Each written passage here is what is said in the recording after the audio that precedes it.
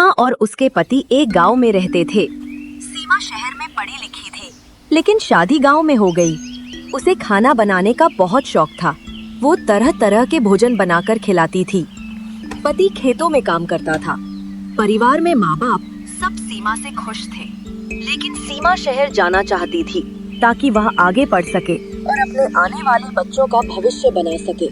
थोड़े दिनों बाद सीमा और उसका पति गांव में माता पिता को छोड़कर शहर आ जाते हैं।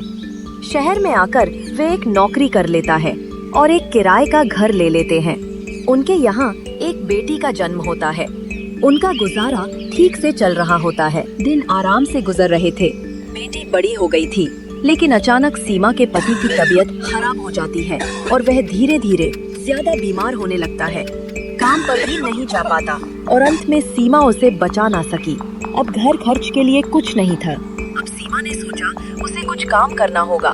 तभी उसके सास ससुर आकर सीमा के घर रहने लगते हैं। सास सीमा से कहती है, सीमा बेटी, तुम चिंता क्यों करती हो? तुम्हें नौकरी करने की कोई जरूरत नहीं है। तुम्हारे हाथ में जो जादू है बस उसी का इस्तेमाल करो। कुछ खाने की चीज बनाकर उसे बेचना शुरू कर दो। हाँ माँ जी, मैं समोसा चाट बनाकर बेचा करूँगी।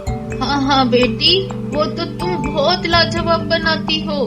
सीमा ने अपने घर के बाहर ही एक बड़ी मेज लगाई और उस पर समोसा चाट बनाकर बेचने लगी।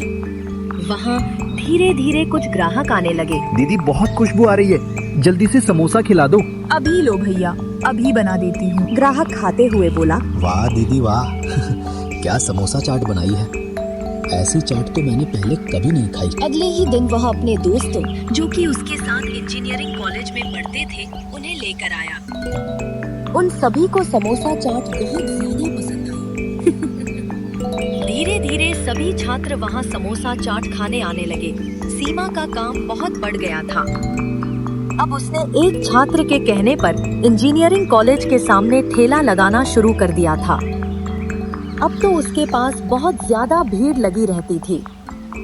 वह जितने भी समोसे बनाकर ले जाती सब खत्म हो जाते।